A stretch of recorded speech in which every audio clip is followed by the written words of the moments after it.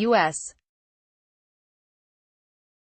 Republican Senator Rand Paul said on Monday that the main purpose of his visit to Russia is to establish and develop dialogue between the lawmakers of the two countries. "We are interested in cooperation with the Russian Federation, especially with the legislative bodies, because we have common problems, common tasks," Paul was quoted as saying by a press release of the Federation Council, the upper house of the Russian parliament.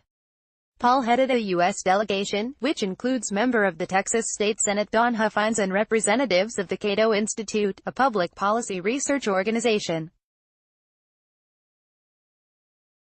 The delegation met the chairman of the Federation Council Committee on International Affairs Konstantin Kosachev and Vice Speaker of the Federation Council Vladimir Lyukin.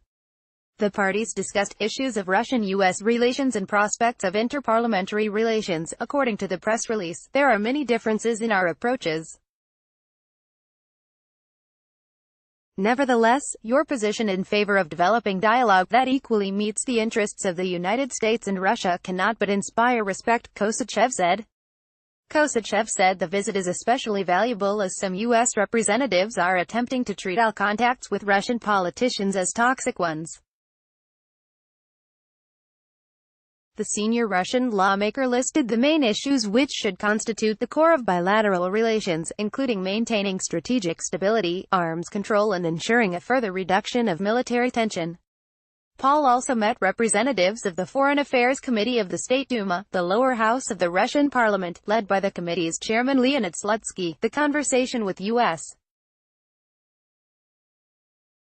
politicians was about resuming close cooperation between the Russian Federal Assembly and the U.S. Congress, Slutsky told reporters after the meeting.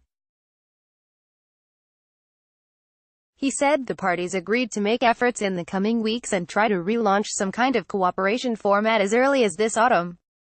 Slutsky added that his committee intends to continue discussion with the U.S. delegation at a luncheon on Tuesday. He named the situation in Ukraine, Syria and disarmament issues as possible topics for the upcoming conversation. Follow China.org.cn on Twitter and Facebook to join the conversation. China News app download.